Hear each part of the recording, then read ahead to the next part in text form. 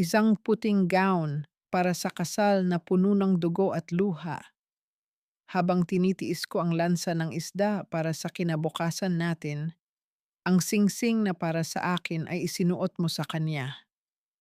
Isang yaya na may suit, iyan lang ako sa mata ninyo. Pero tandaan ninyo, ang kamay na nag-ahon sa inyo sa putikan, ang kamay rin na maglulubog sa inyo sa impyerno. Sino ngayon ang mawawalan? Mila is just a business transaction, Lita. Huwag kang mag-alala. Ikaw pa rin ang reyna ng puso ko kahit isuot ko pa ang singsing sa kanya sa harap ng altar. Isang kasangkapan lang siya para maiahon ang pamilya San Telmo sa utang. At kapag nakuha ko na ang kailangan ko, itatapon ko rin siya pabalik sa palengke kung saan ko siya kinuha. Ang boses ni Diego ay parang isang malamig na talim na humiwa sa katahimikan ng pasilyo ng penthouse. Sa labas ng pinto, nanigas ang buong katawan ni Milagros.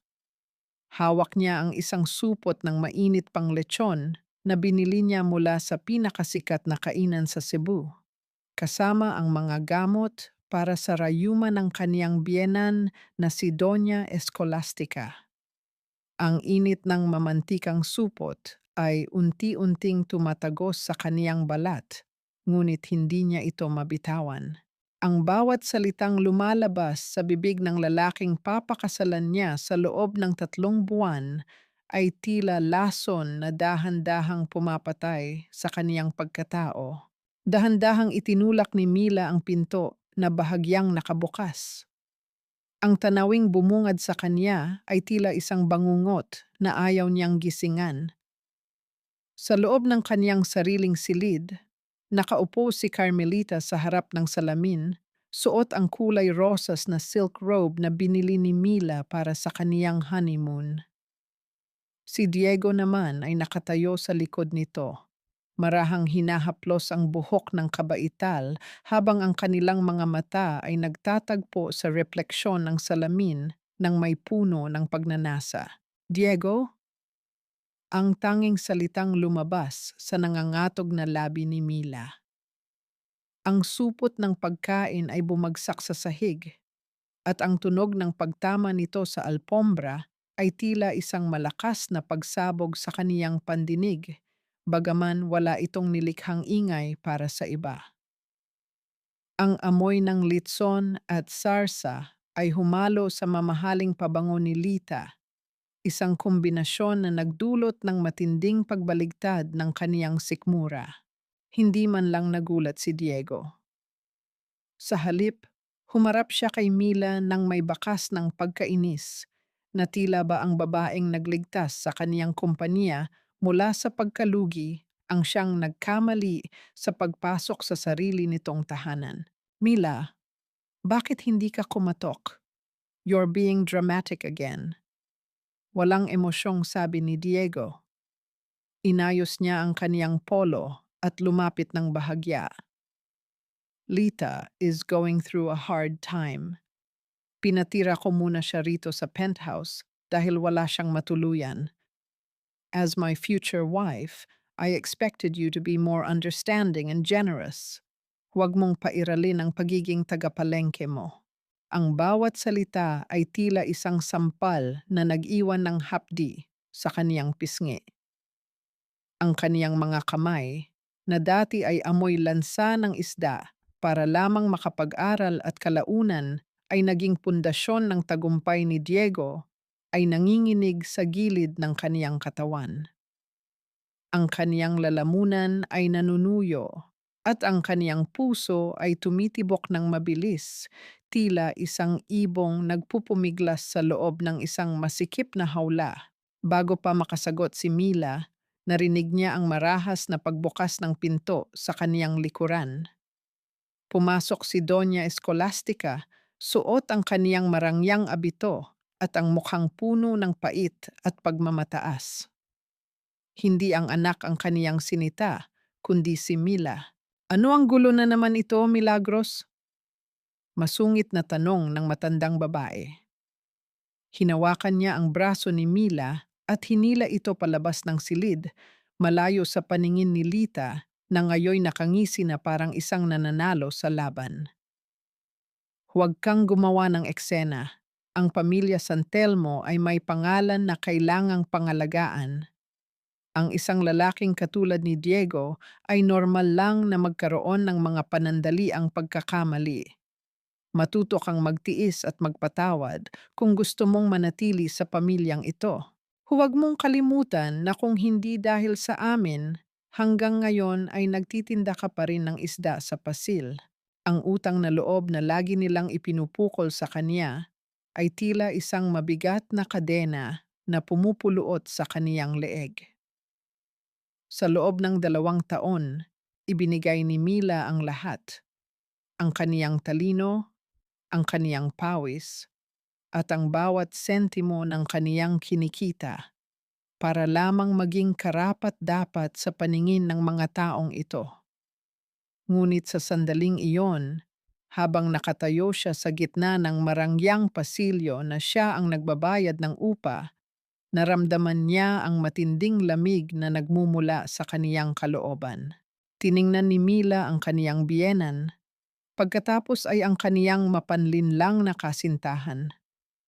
Ang kaniyang paningin ay lumabo dahil sa namumuong mga luha, ngunit tumanggi siyang hayaan ang mga ito na pumatak sa harap ng kanilang kalupitan. Ang kaniyang katahimikan ay hindi tanda ng pagsuko, kundi ang simula ng isang pagguho ng lahat ng kaniyang pinaniwalaan tungkol sa pag-ibig at sakripisyo. Tumalikod siya ng walang kibo, iniwan ang kalat ng pagkain sa sahig at ang mga taong tila mga buwayang handang lumamon sa kaniyang huling hibla ng dignidad. Habang naglalakad siya patungo sa elevator, ang bawat hakbang niya ay tila bumibigat. At ang boses ni Diego ay patuloy na umaalingaw-ngaw sa kaniyang isipan, tila isang sumpa na hindi niya matakasan.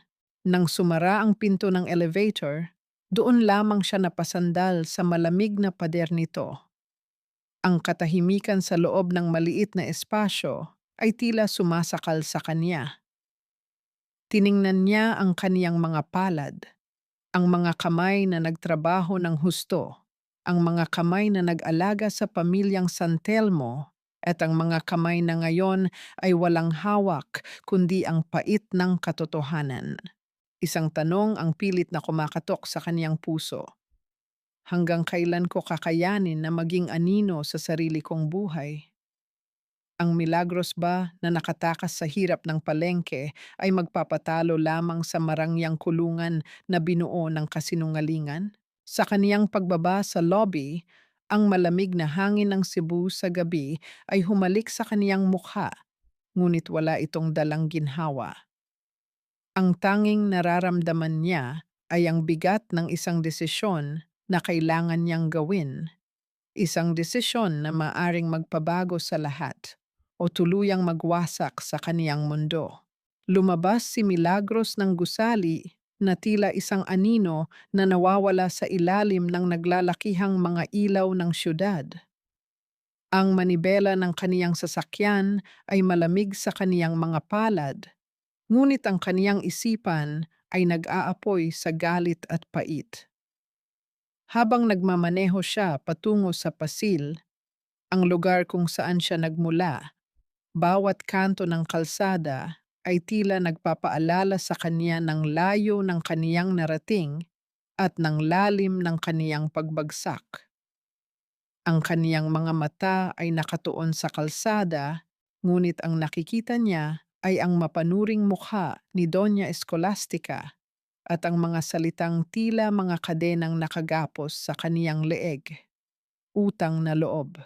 Iyan ang palaging ibinibintang sa kanya, isang utang na kahit kailan ay tila hindi mababayaran, kahit pa ibigay na niya ang kaniyang huling patak ng dugo para sa mga San Telmo. Pagdating niya sa maliit na bahay sa gilid ng dalampasigan, ang amoy ng alat ng dagat at ang lansa ng isda ay sumalubong sa kanya.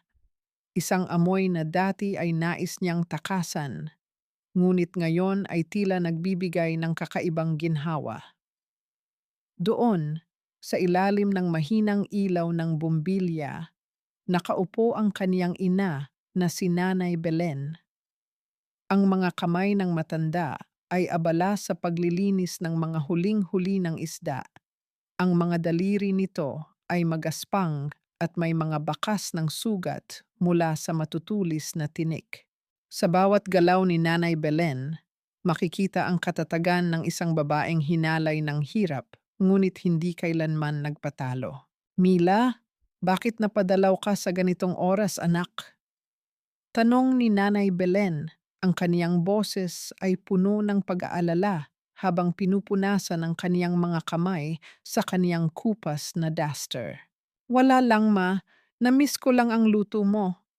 Pagsisinungaling ni Mila habang pilit na itinatago ang panginginig ng kaniyang boses. Lumapit siya sa kaniyang ina at kinuha ang mga kamay nito upang magmano. Ang magasgas na balat ng ina ay tila isang gamot sa kaniyang sugatang puso. Umupo siya sa tabi nito at nagsimulang tumulong sa paglilinis ng isda, ang pamilyar na gawain na tila nagbabalik sa kanya sa panahong ang tanging problema niya ay kung paano mauubos ang tinda sa palengke. Ngunit sa gitna ng kanilang kwentuhan, hindi mawala sa isip ni Mila ang mga sulyap ni Doña Escolastica. Naalala niya kung paano siya nito tinanggap sa pamilya, hindi bilang isang anak, kundi bilang isang proyekto na kailangang ayusin. Binihisan siya ng mamahaling damit, tinuruan ng tamang pagkilos, at pinilit na itago ang kaniyang pinagmulan. Sa bawat tulong na ibinigay ng matanda, lalong lumalalim ang hukay ng pagkakautang ni Mila. Ang bawat hapunan sa mga mamahaling restaurant ay may kapalit na pagsunod. Ang bawat ngiti sa harap ng mga camera ay may kalakip na pagtitiis sa likod ng mga saradong pinto. Ang akala ni Mila ay pag-ibig ang nagdala sa kanya sa rurok ng tagumpay, ngunit ngayon ay malinaw na sa kanya. Siya ay isang puhunan lamang na ginamit ng mga santelmo para isalba ang kanilang naghihingalong dangal. Anak, ang lalim ng iniisip mo. May problema ba kayo ni Diego? Ang malumanay na tanong ni Nanay Belen ay tila isang daluyong na humampas sa kaniyang dibdib. Wala, ma. Okay lang kami. Masyado lang sigurong maraming inaasikaso para sa kasal, sagot ni Mila, habang ang kaniyang puso ay sumisigaw ng katotohanan. Gusto niyang yumakap sa ina at umiyak, sabihin ang lahat ng sakit at panlalait na tinanggap niya. Ngunit ayaw niyang madagdagan ang bigat na pasan ng matanda. Sapat na ang hirap na dinanas ni Nanay Belen para mapagtapos siya ng pag-aaral. Hindi niya hahayaang makita ng kaniyang ina na ang kaniyang pinakamalaking tagumpay ay isa lamang palang magandang bilangguan. Matapos ang hapunan, nagpaalam si Mila na magpapahinga muna sa kaniyang dating silid. Ang silid ay maliit, may amoy ng lumang kahoy at alikabok, ngunit dito niya nararamdaman ang tunay na pagkatao niya. Naupo siya sa kaniyang maliit na kama at kinuha ang kaniyang pitaka upang tingnan ang kaniyang mga dokumento. Ngunit sa paghahanap niya, napatigil ang kaniyang paghinga. Ang kaniyang mga daliri ay naghahanap sa bawat sulok ng kaniyang bag, sa bawat bulsa ng kaniyang damit, ngunit wala doon ang kaniyang hinahanap, ang singsing.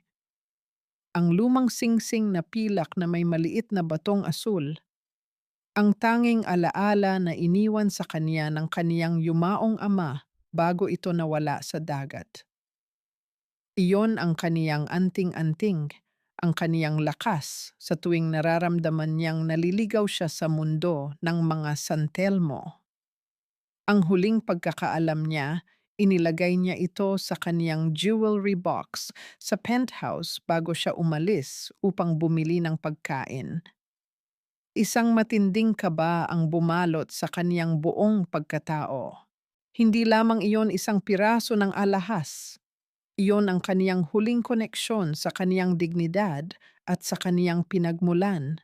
Napaisip siya sa nakitang ngisi ni Lita habang suot nito ang kaniyang robe.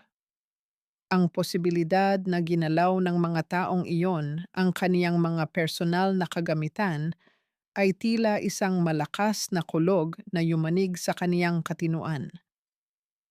Kung ang kaniyang puso ay nagawa nilang nakawin at yurakan, ano pa kaya ang isang maliit na singsing na sa tingin nila ay walang halaga? Ang kawalan ng singsing na iyon ay tila isang huling hudyat na ang bawat bahagi ng kaniyang buhay ay unti-unti nang nilalamon ng pamilyang San Telmo. Tumayo si Mila at lumapit sa bintana, nakatingin sa malawak na dagat na tila walang hanggan ang dilim.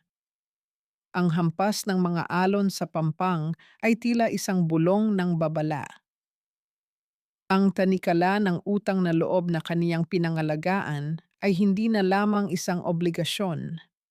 Ito ay naging isang sumpa na unti-unting kumukuha sa lahat ng mahalaga sa kanya.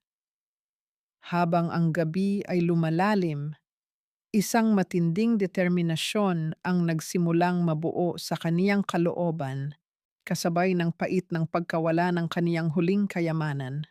Sino ang kumuha ng singsing ng aking ama? At ano pa ang handa nilang tangguin sa akin bago sila makontento? Ang katanungang ito ay tila isang tinik na bumaon ng malalim sa kaniyang puso, habang ang katahimikan ng gabi sa pasil ay nababalot ng isang lihim na hindi pa handang mabunyag. Hindi dinalaw ng antok si Milagros sa buong magdamag. Habang nakahiga sa kaniyang maliit na kama sa pasil, ang tunog ng mga alon na humahampas sa pampang ay tila isang malungkot na oyayi na hindi nagbibigay ng kapayapaan. Itinaas niya ang kaniyang mga kamay sa tapat ng kaniyang mukha, pilit na tinitingnan ang mga ito sa gitna ng kadiliman. Ang mga palad na ito ay may mga bakas ng pagod, hindi lamang mula sa paglilinis ng isda noong bata pa siya, kundi mula sa 2 taon ng walang humpay na pagtatrabaho para sa pamilyang San Telmo. Sariwa pa sa kaniyang alaala ang mga gabing inabot siya ng madaling araw sa opisina ng San Telmo Construction. Habang si Diego ay nasa mga marangyang party upang mag-network, si Mila ang nag-aayos ng mga gusot sa kanilang accounting. Siya ang humaharap sa mga galit na supplier. Siya ang nagmamakaawa sa mga bangko para sa extension ng credit. At siya ang bumubuo ng mga proposal na nagpanalo sa mga kontratang nagpabango sa pangalan ni Diego. Sa mga panahong iyon, ang akala niya ay bumubuo siya ng pundasyon para sa kanilang magiging pamilya. Tuwing hahalikan siya ni Diego sa noo at sasabihing, "You're my savior, Mila." Ang pagod niya ay tila naglalaho. Ngunit sa gitna ng katahimikan ng madaling araw, isang mapait na katotohanan ang gumising sa kaniyang diwa.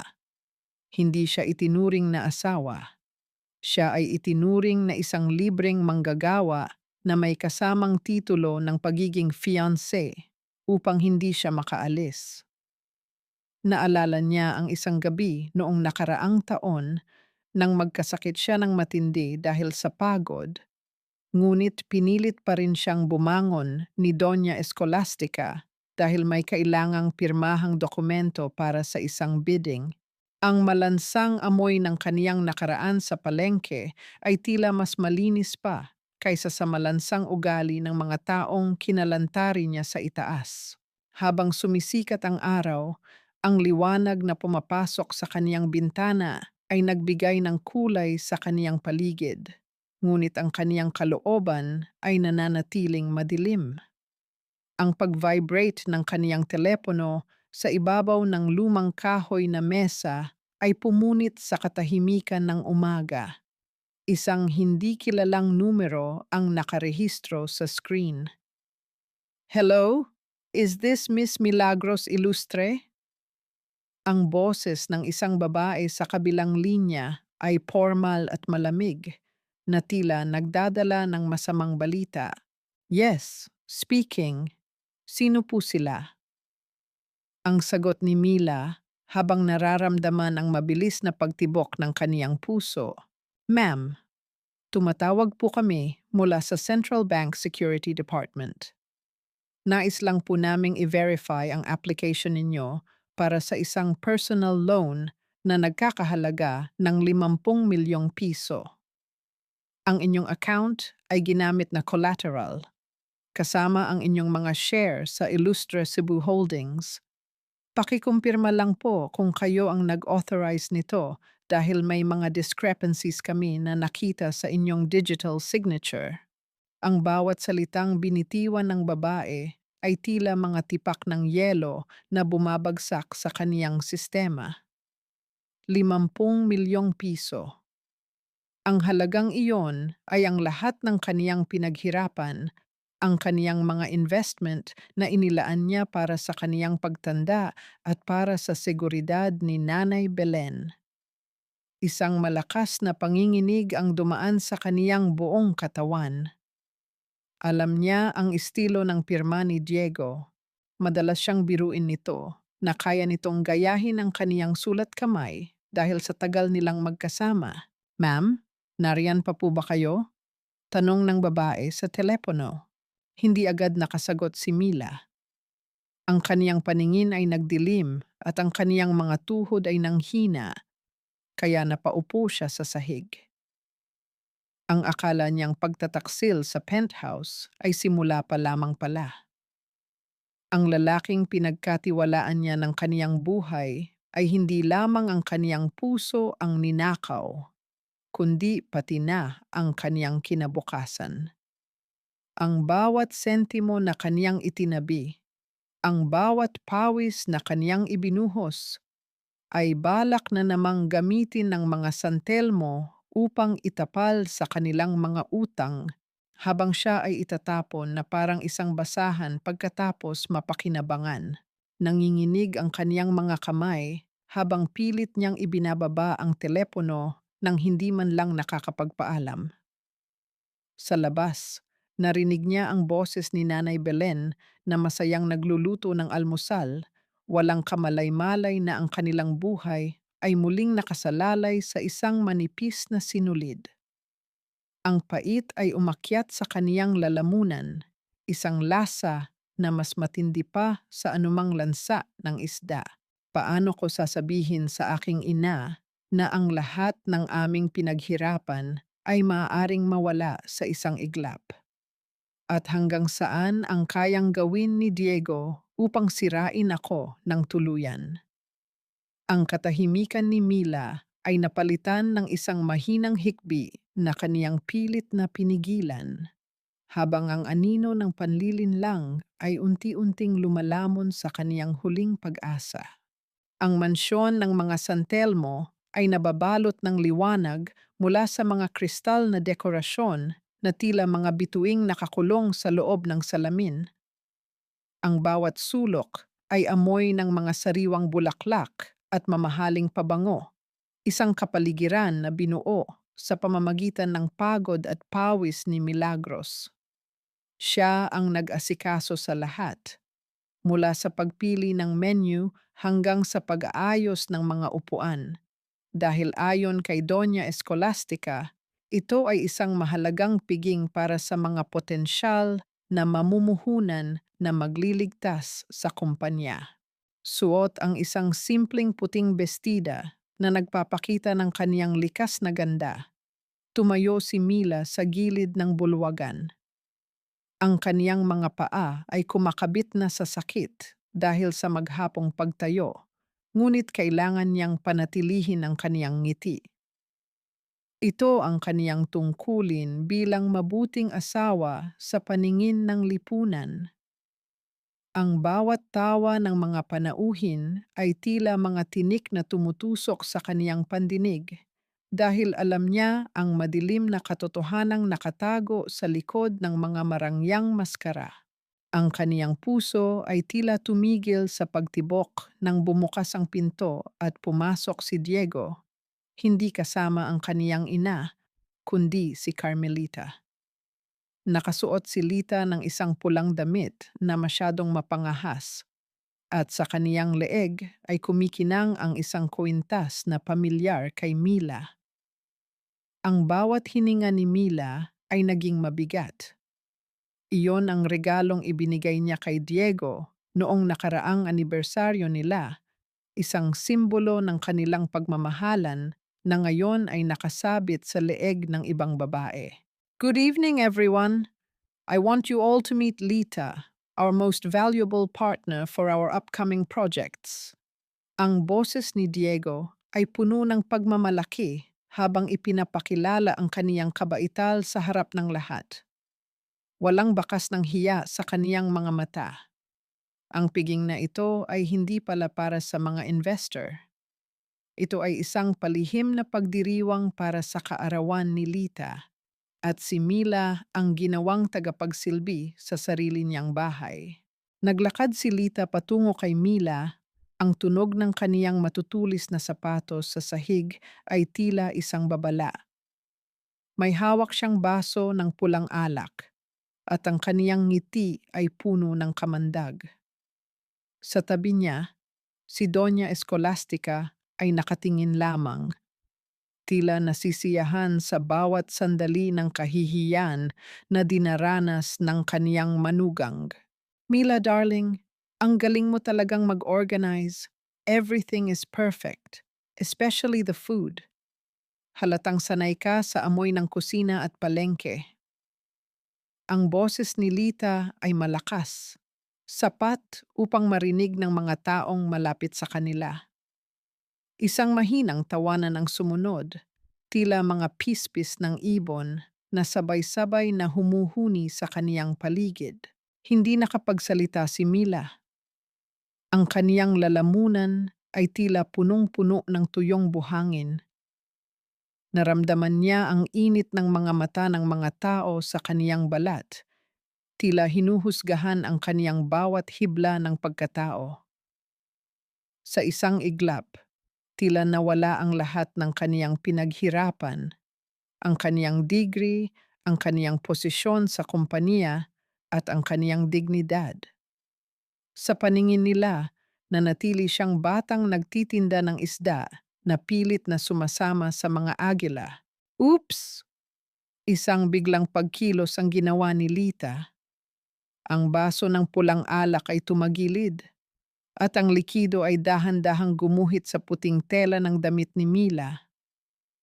Ang malamig na alak ay tumagos sa kaniyang balat, ngunit ang mas matinding lamig ay nagmumula sa kaniyang kalooban. Ang mapulang mantsa ay kumalat sa kaniyang dibdib, tila isang sariwang sugat na bumubukas at dahan-dahang dumudaloy sa harap ng maraming saksi. Walang lumapit upang tumulong. Si Diego ay nanatiling nakatayo sa malayo, patuloy na nakikipag-usap na tila walang nakita. Si Doña Escolastica naman ay naglabas ng isang mamahaling panyo, ngunit ginamit lamang ito upang punasan ang sarili nitong labi. Ang kaniyang katahimikan ay ang pinakamalakas na pag-amin ng kanilang sabuatan. I'm so sorry, Mila. Ang clumsy ko talaga. Pero bagay naman sa'yo, mukha ka ng biktima sa sarili mong party. Ang bulong ni Lita ay tila isang lason na diretsong bumaon sa pandinig ni Mila. Lumapit ang kabaital at dinugtungan ang kaniyang insulto ng mas mahina pa. Tanging si Mila lamang ang makakarinig. Huwag mo nang piliting maging Reyna Milagros. Ang mga katulad mo, hanggang dito lang sa gilid, tinitingnan ang mga taong tunay na mahal ni Diego. Ang bawat hibla ng pasensya ni Mila ay tila naputol na. Ang kaniyang mga kamay na nakakuyom sa gilid ay nanginginig, hindi dahil sa takot, kundi sa isang matinding emosyon na matagal na niyang kinikimkim. Ang mantsa sa kaniyang damit ay hindi lamang alak. Ito ang kabuuan ng lahat ng insulto, panloloko, at pambabalewala na kaniyang tinanggap sa loob ng 2 taon. Tumingin si Mila kay Diego, umaasang makakakita ng kahit kaunting malasakit, ngunit tanging pag-iwas ng tingin ang kaniyang natanggap. Sa sandaling iyon, ang kaniyang puso na dati ay puno ng pag-ibig ay tila naging isang piraso ng bato, malamig, matigas, at handang lumaban. Isang matalim na tanong ang gumuhit sa kaniyang isipan habang nakatayo siya sa gitna ng piging, basang-basa at pinagtatawanan. Ito ba ang pamilyang inilaan ko ng aking buhay at dangal? O ito ang apoy na kailangang sumunog sa akin upang muli akong maisilang mula sa mga abo? Ang bawat hakbang ni Milagros palayo sa nagniningning na bulwagan ay tila pagtakas mula sa isang masamang panaginip na ayaw magwakas. Ang malamig na hangin ng gabi sa labas ng balkonahe ay humalik sa kaniyang basang balat na nagdulot ng matinding panginginig sa kaniyang buong katawan. Tiningnan niya ang kaniyang damit. Ang mapulang mantsa ng alak ay tila isang malaking sugat na sumasalamin sa kaniyang nadurog na dangal. Sa gitna ng kadiliman ng balkonahe, ang mga bituin sa langit ay tila mga saksi na walang imik sa kaniyang paghihinagpis. Isang impit na hikbi ang kumawala sa kaniyang lalamunan, isang tunog ng pagkabigo na matagal na niyang ikinukubli sa likod ng kaniyang mga ngiti.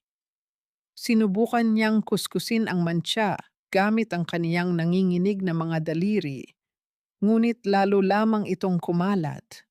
Tila ang dumi ng pamilyang San Telmo na pilit na kumakapit sa kaniyang pagkatao. Sa sandaling iyon, naramdaman ni Mila ang bigat ng lahat ng taon ng kaniyang pananahimik at pagtitiis. Ang bawat sakripisyo niya para kay Diego ay tila naging abo na tinatangay ng hangin. Hindi sapat ang tubig para alisin ang mantsang iyan, Milagros. Masyadong malalim ang pagkakabaon ng kulay sa tela, katulad ng pagkakabaon mo sa maling pananalig. Ang boses na iyon ay baritono, malamig, at puno ng autoridad. Bumasag ito sa katahimikan ng gabi nang hindi man lamang lumilikha ng gulat. Mabilis na nag-angat ng tingin si Mila at nakita ang isang anino na nakatayo sa dulo ng balkonahe. Sa ilalim ng mahinang liwanag mula sa loob ng mansyon, nakita niya ang matikas na figura ni Alejandro Fuentebella. Ang kaniyang mga mata ay tila 2 uling na nagniningas sa dilim, nakatingin sa kaniya ng may halong pagsusuri at hindi maipaliwanag na paggalang. Hindi agad nakapagsalita si Mila.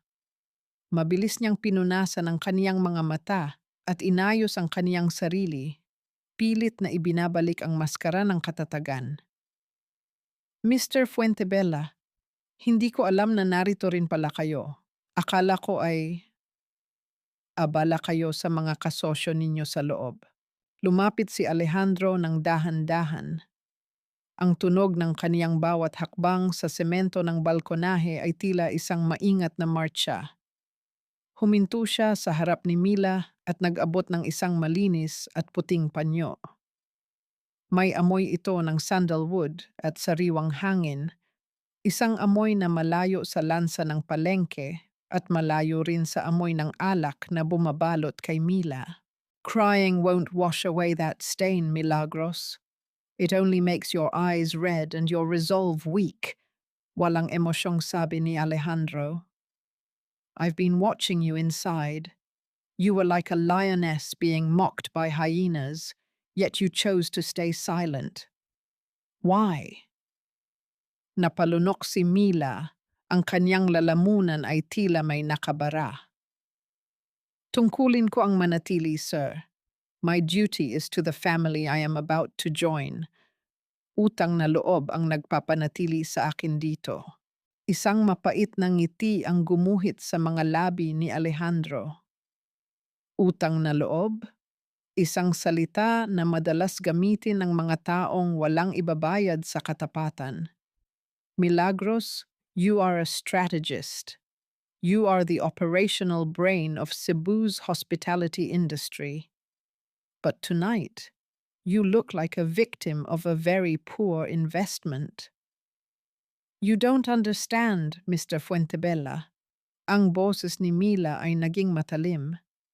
Hindi ninyo alam ang pinagdaanan ko para makarating dito. I know more than you think, sagot ni Alejandro. Ang kaniyang boses ay naging mas seryoso. Humilig siya sa pasamano ng balkonahe at tumingin sa malayo, sa direksyon ng kumpanya ng mga San Telmo. I know that Diego is using your credit line to pay for his mistress's lifestyle.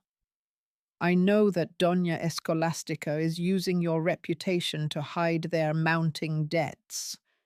And I also know that as of 4 o'clock this afternoon, San Telmo Construction is officially bankrupt. Ang mundo ni Mila ay tila tumigil sa pag-ikot. Ang kaniyang mga kamay na may hawak sa panyo ni Alejandro ay nanigas. Bankrupt? Alam niyang may mga problema sa pananalapi.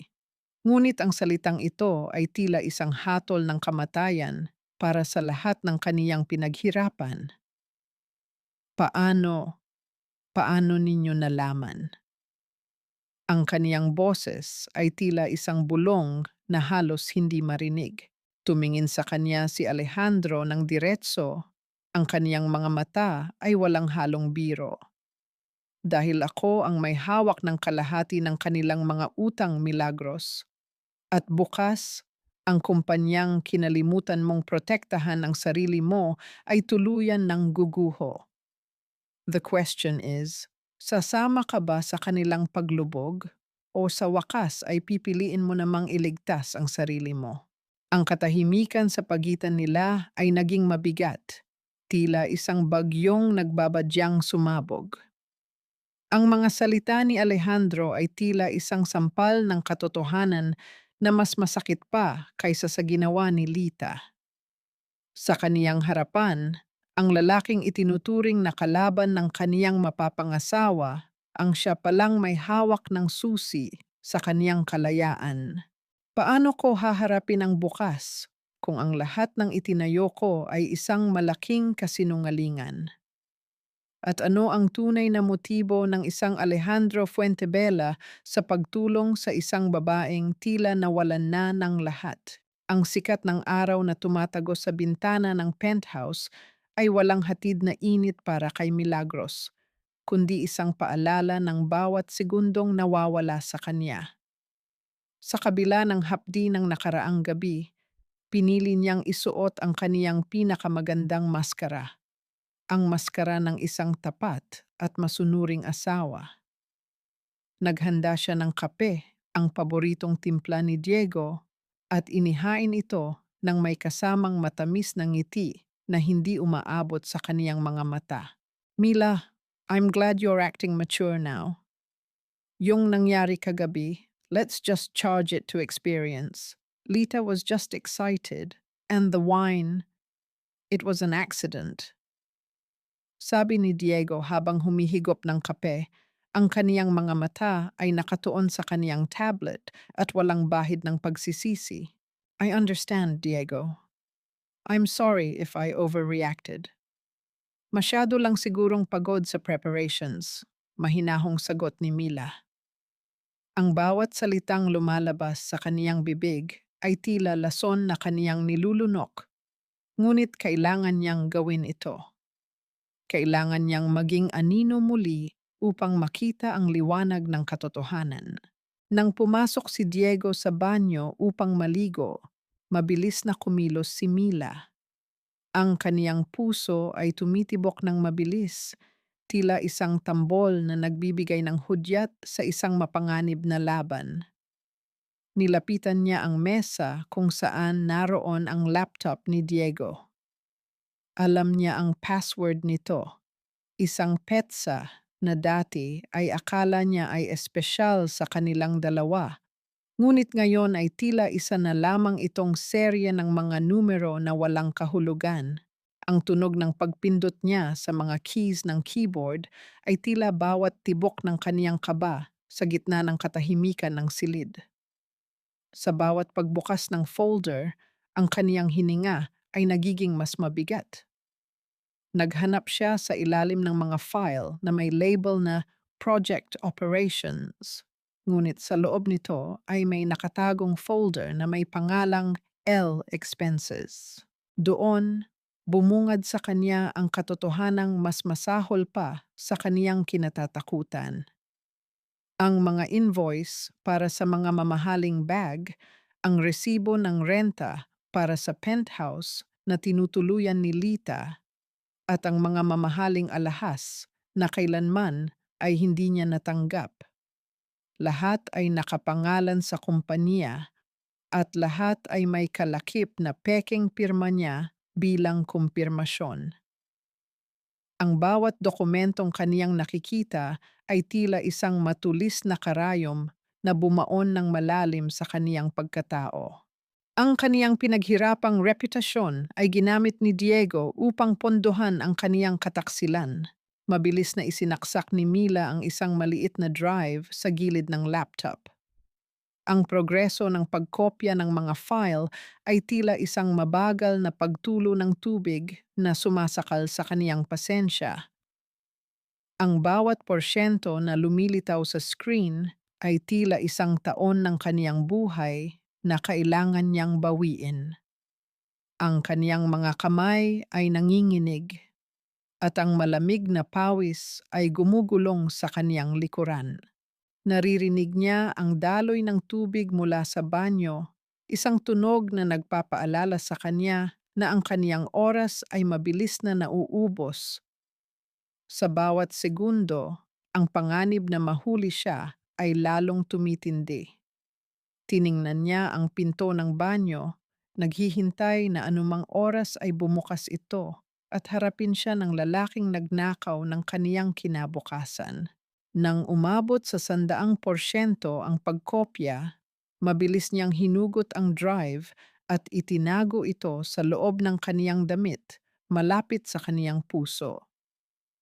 Ngunit bago pa man siya makalayo sa mesa, ang tunog ng pagpihit ng doorknob ay bumasag sa katahimikan. Bumukas ang pinto ng banyo at lumabas si Diego. Suot ang kaniyang bathrobe habang pinupunasan ang kaniyang buhok. Huminto siya at ang kaniyang mga mata ay dumapo kay Mila na nakatayo malapit sa kaniyang laptop.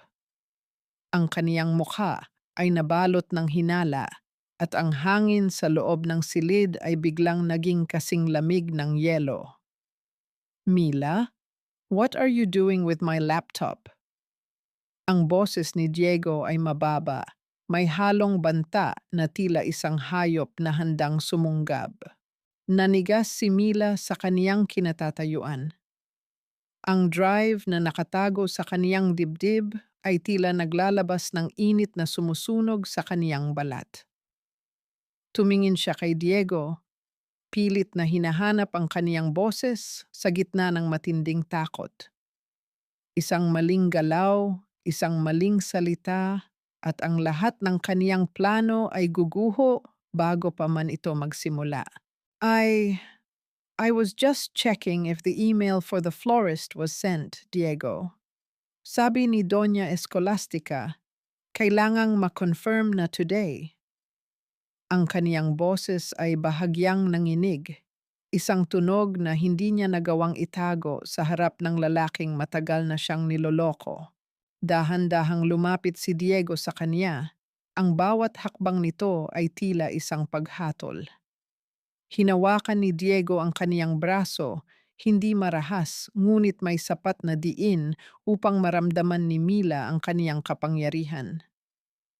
Tumingin ito ng diretso sa kaniyang mga mata, tila sinusubukang basahin ang bawat lihim na itinatago ng kaniyang mga balintataw. Is that so? O baka naman may iba ka pang hinahanap na hindi sayo? Ang tanong ni Diego ay naiwang nakabitin sa hangin habang ang puso ni Mila ay tumitibok ng labis sa kaba, naghihintay kung ang kaniyang pagtataksil sa pananahimik ay mabubunyag na sa sandaling iyon. Dahan-dahang binitawan ni Diego ang braso ni Milagros. Ang bakas ng hinala sa kaniyang mga mata ay unti-unting napalitan ng isang mapanlinlang na lambot, isang anyo na dati ay nagpapalunod kay Mila sa pag-ibig. Ngunit ngayon ay nagdudulot na lamang ng kilabot sa kaniyang balat. Huminga ng malalim si Diego at hinaplos ang pisngi ni Mila. Ang kaniyang hinlalaki ay dumaan sa ibabaw ng labi ng dalaga na tila ba tinitiyak na wala itong sasabihing laban sa kaniya. Pasensya ka na, Mila. Masyado lang akong stressed sa kumpanya. You know how important this project is to me, to us. Ang kaniyang boses ay naging malumanay, tila isang awit na pilit nagpapatulog sa isang nagigising na diwa. Akala ko lang ay may ibang tao na nakikialam sa mga gamit ko. I trust you more than anyone. Isang pilit ng ngiti ang isinagot ni Mila. Ramdam niya ang bigat ng drive na nakatago sa kaniyang damit. Ang bawat kanto nito ay tila tumutusok sa kaniyang dibdib, isang paalala ng lihim na kaniyang ninakaw. Nang umalis si Diego upang magbihis, naiwan si Mila na tila isang estatwa sa gitna ng silid. Ang kaniyang hininga ay dahan-dahang nagbabalik sa normal, ngunit ang kaniyang katinuan ay mas nagiging matalas. Kinahapunan, bumalik si Diego sa penthouse na may dalang isang malaking kumpol ng mga puting lila. Ang bango ng mga bulaklak ay pumuno sa sala, ngunit para kay Mila, ang amoy nito ay tila amoy ng mga bulaklak sa burol. Mabango, ngunit may hatid na kamatayan. Inilapag ni Diego ang mga bulaklak sa mesa at lumapit kay Mila upang yakapin ito mula sa likuran. I want to make it up to you, Mila.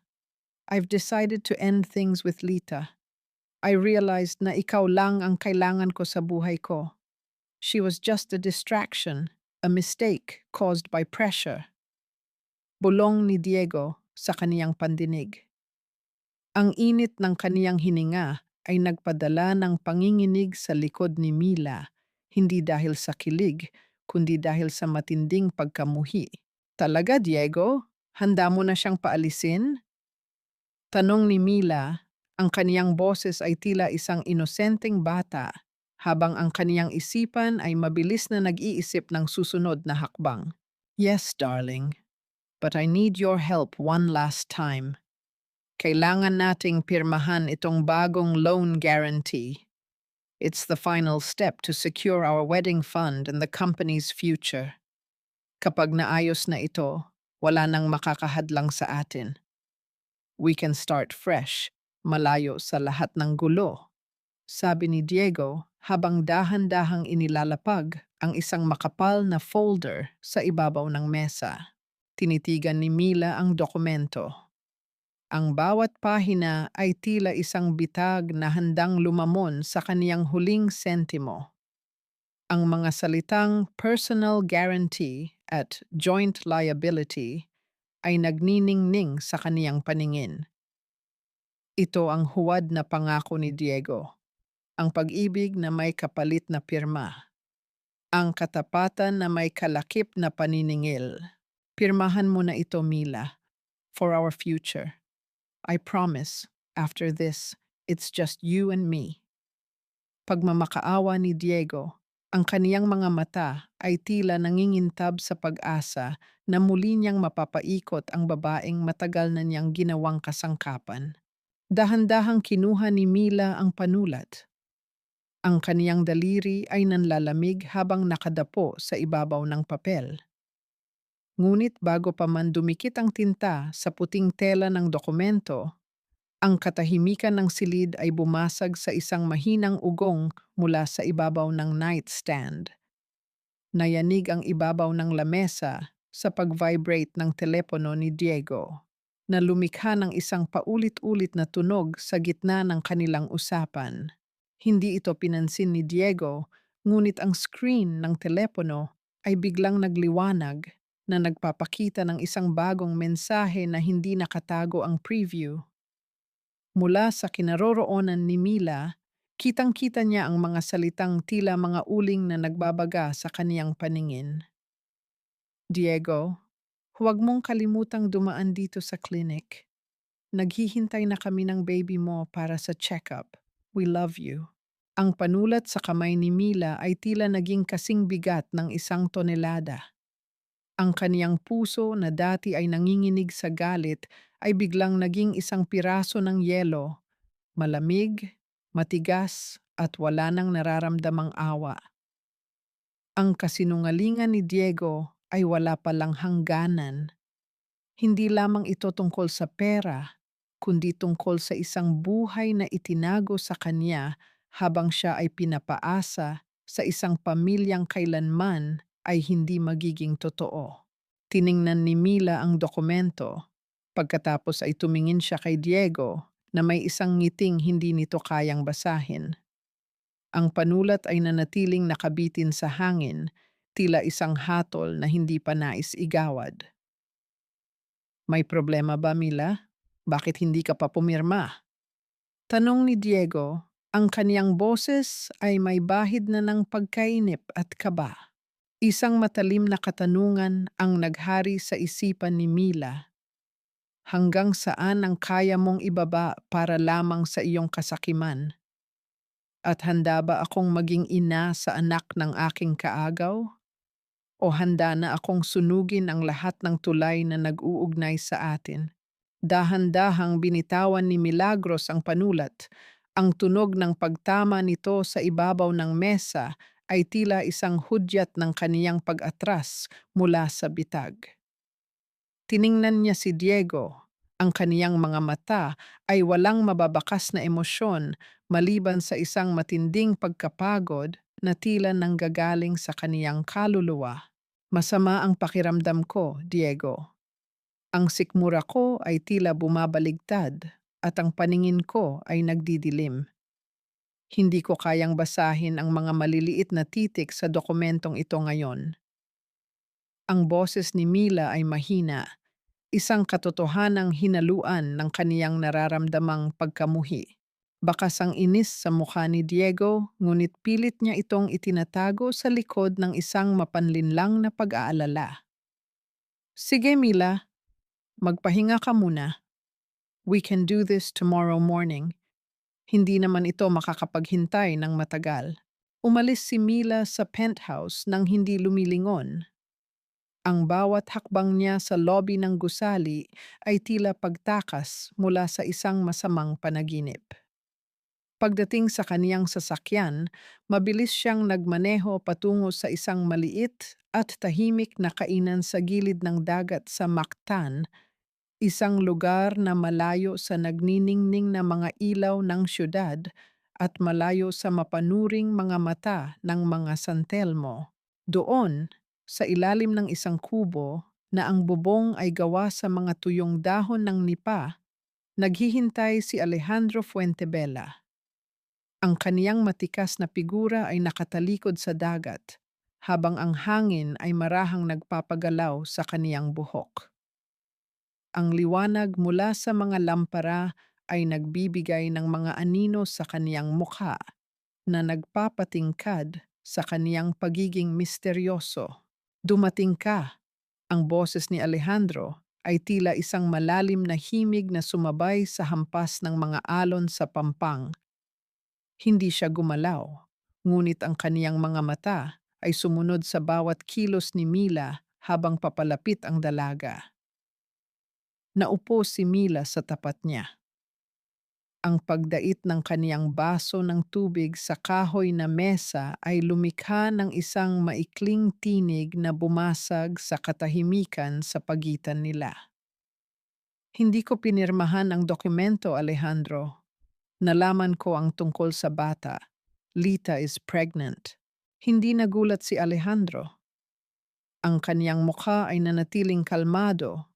Tila ba ang impormasyong iyon ay isa lamang maliit na detalye sa isang malaking laro na matagal na niyang pinag-aaralan. I assumed you'd find out sooner or later. The Santelmos are desperate. They are not just asking for your money now, Milagros. They are asking for your sanity and your future to pay for their sins. Uminom si Alejandro ng kape. Ang init ng tasa ay naglalabas ng manipis na usok na humalo sa malamig na hangin ng dagat. But the question is, what are you going to do about it? Are you going to be the martyr of Pasil, or the woman who will finally take back what is hers? I want out, Alejandro. I want to withdraw every centavo, every guarantee, and every connection I gave them. I want to see them fall, not because I am cruel, but because they built their empire on my blood and lies. Ang boses ni Mila ay matatag. Ang kaniyang mga mata ay nagniningning sa ilalim ng liwanag ng buwan. Tumayo si Alejandro at lumapit sa kanya. Ang kaniyang presensya ay tila isang pader na nagbibigay ng proteksyon at panganib sa parehong pagkakataon. Ipinatong niya ang kaniyang kamay sa ibabaw ng mesa, malapit sa kamay ni Mila, ngunit hindi ito hinahawakan. Ang init mula sa kaniyang balat ay tila nararamdaman ni Mila sa kabila ng distansya. I can help you. I have the legal team that can dismantle their contracts one by one. I can move your mother's assets to a secure trust fund tonight. But you have to promise me one thing, Milagros. Bulong ni Alejandro, ang kaniyang mga mata ay nakatitig ng diretso sa kaniyang mga balintatao. Ano iyon? Tanong ni Mila, ang kaniyang hininga ay bahagyang bumilis. Nasa oras na magsimulang gumuho ang kanilang mundo, hindi ka lilingon. No matter how much Diego begs, no matter how much his mother cries about their honor, you must remain cold. Can you do that? Tumingin si Mila sa malawak na dagat. Ang bawat alon na sumasabog sa mga bato ay tila sumisimbolo sa kaniyang nararamdamang galit. Naalala niya ang mukha ni Nanay Belen, ang lansa ng isda, at ang bawat insultong kaniyang tinanggap. Nang muli niyang tignan si Alejandro, ang kaniyang pasya ay tila naging kasing tigas ng diamante. Handa na ako, Alejandro. I want to see them lose everything, the same way they made me feel like I was nothing. Isang manipis na ngiti ang gumuhit sa mga labi ni Alejandro. Isang ngiti na tila nagmula sa isang mga ngaso na nakita na ang kaniyang biktima. Good. Then let the countdown begin. 3 days before the announcement. Enough time to burn the bridge while they are still standing on it. Habang ang gabi ay lumalalim, ang kanilang pag-uusap ay nabalot ng mga plano at estratehiya. Bawat isa ay tila isang pako na ibinabaon sa kabaong ng pamilyang Santelmo. Ngunit sa gitna ng kanilang sabuatan, isang hindi maipaliwanag na tensyon ang namuo sa pagitan nila. Isang pakiramdam na higit pa sa paghihiganti. Why are you doing this for me, Alejandro? Tanong ni Mila nang mapansin ang lalim ng titig ng lalaki. Anong makukuha mo rito? Huminto si Alejandro sa pag-aayos ng kaniyang mga dokumento. Tumingin siya kay Mila, ang kaniyang expression ay naging mas malambot ngunit puno pa rin ng misteryo. Dahil matagal na kitang pinagmamasdan, Milagros. And it pisses me off to see a queen acting like a servant for people who don't even deserve her shadow. Ang mga salitang iyon ay naiwang nakabitin sa hangin, kasabay ng bango ng dagat at ang lamig ng gabi. Habang nagpapaalam si Mila, isang bagong katanungan ang sumibol sa kaniyang isipan. Sino ba talaga si Alejandro Fuentebella? Isang tagapagligtas o isang lalaking may sariling agenda na maaring mas mapanganib kaysa sa mga Santelmo? Ang katahimikan sa loob ng penthouse ay tila isang malapot na usok na dahan-dahang sumasakal kay Milagros. Habang abala si Diego sa kaniyang opisina, naiwan si Mila sa malawak na sala, nakatingin sa mga mamahaling muebles na siya rin naman ang nagbayad. Ang bawat dekorasyon ay tila mga piping saksi sa kaniyang unti-unting pagkamatay. Ngunit sa araw na ito, ang kaniyang pakiramdam ay hindi na lungkot, kundi isang matalas na pagmamasid. Narinig niya ang mahinang tunog ng pagbukas ng pinto mula sa silid ng mga panauhin kung saan nananatili si Carmelita. Dahan-dahang lumapit si Mila sa pasilyo. Ang kaniyang mga hakbang ay tila mga yapak ng isang pusa sa ibabaw ng alpombra. Walang tunog, walang babala. Huminto siya sa tapat ng pintong bahagyang nakabukas, sapat lamang upang marinig ang boses ni Lita na tila nanggagaling sa isang masayang pakikipag-usap sa telepono. Huwag kang mag-alala, Bes. Everything is under control. Ang boses ni Lita ay puno ng katusuhan, malayo sa paawa niyang tono kapag kaharap si Diego. Nabayaran ko na ang contact ko sa clinic.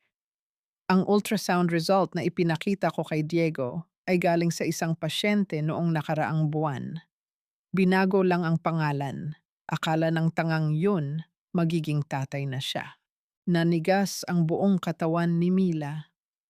Ang kaniyang mga kamay na nakahawak sa gilid ng pader ay tila nanlamig, ngunit ang kaniyang isipan ay naging kasing linaw ng kristal. Ang bata na ginamit na dahilan upang wasakin ang kaniyang dangal ay isa palang malaking palabas. Isang huwad na buhay na itinayo sa ibabaw ng mga pekeng dokumento. Of course, kailangang bilisan ang kasal. Patuloy ni Lita, kasabay ng isang maikling tawa na puno ng panunuya. Kapag naging santel mo na ako, hihingi ako ng malaking halaga para sa prenatal expenses. Tapos magpapanggap ako na nakunan ako sa huling buwan. Simple lang, di ba? Ang mahalaga, makuha ko ang share sa kumpanya bago pa malaman ng lahat na baon na sila sa utang. Yung Mila na yon, hayaan mo siyang magbayad ng lahat. Siya naman ang martyr, di ba? Bagay sa kanya ang maghirap dahil sa amoy ng isda na dala niya. Ang bawat salita ni Lita ay tila isang matulis na pako na ibinabaon sa kabaong ng pasensya ni Mila. Ang kaniyang puso ay tumitibok ng mabilis, ngunit hindi na ito dahil sa takot. Naramdaman niya ang isang kakaibang init na dumadaloy sa kaniyang mga ugat, ang init ng kapangyarihan. Hawak na niya ang pinakamalakas na alas laban sa mga taong sumira sa kaniyang buhay. Dahan-dahang umatras si Mila, maingat na hindi lumikha ng anumang ingay na magbibigay ng babala sa kabaital. Bumalik siya sa kaniyang pwesto sa sala, naupo sa malambot na sofa at tumingin sa malayo. Isang manipis at malamig na ngiti ang gumuhit sa kaniyang mga labi. Gusto niyang sumigaw, gusto niyang sugurin si Lita at ipakita ang katotohanan kay Diego sa sandaling iyon. Ngunit pinigilan niya ang kaniyang sarili. Alam ni Mila na ang pinakamatamis na paghihiganti ay hindi ang mabilis na pagsabog, kundi ang dahan-dahang pagpapatikim ng sariling lason. Kung ibubunyag niya ito ngayon, maaring makagawa pa ng paraan si Diego upang pagtakpan ang lahat. Ngunit kung hihintayin niya ang tamang sandali, ang sandali kung saan ang lahat ng kanilang pangarap ay nakasalalay sa isang manipis na sinulid, doon niya puputulin ang lahat. Narinig niya ang mga yapak ni Diego na papalapit mula sa opisina. Mabilis na inayos ni Mila ang kaniyang mukha. Ibinalik ang anyo ng isang babaeng walang malay at puno ng pag-aalala. Mila, bakit ka tulala riyan? Tanong ni Diego habang hinahaplos ang kaniyang balikat. Ang kaniyang hawak ay tila isang maputik na bagay na gustong ipagpag ni Mila, ngunit nanatili siyang tahimik. Wala, Diego. Iniisip ko lang ang magiging hitsura ng baby ninyo ni Lita. Siguradong magiging kamukha niyo siya. Ang boses ni Mila ay malumanay, ngunit sa loob niya ay may namumuong isang bagyo na handang lumamon sa lahat. Tumingin si Diego sa kanya, tila naghahanap ng anumang bakas ng galit, ngunit tanging ang malinis na maskara ni Mila ang kaniyang nakita. Salamat sa pagtanggap, Mila. I knew I could count on your kindness. Kindness. Isang salita na tila naging katumbas na ng kahinaan sa diksyonaryo ng mga San Telmo. Habang hinalikan ni Diego ang kaniyang noo, ang kaniyang isipan ay lumipad patungo sa darating na piging. Isang plano ang nabuo sa kaniyang kalooban, isang plano na hindi lamang tatalop sa balat ng kasinungalingan ni Lita, kundi tuluyang dudurog sa bawat pundasyon ng pamilyang San Telmo. Hahayaan ko kayong managinip ng ginto habang dahan-dahan kong kinukuha ang lupa sa ilalim ng inyong mga paa. Hahayaan ko kayong magdiwang para sa isang batang hindi kailanman darating hanggang sa ang tanging maiwan sa inyo ay ang katahimikan ng inyong sariling kahihiyan.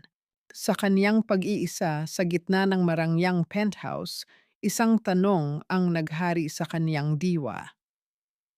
Kapag nalaman na ni Diego na ang huli niyang pag-asa ay isa lamang palang ilusyon, sino ang unang luluhod upang humingi ng tawad?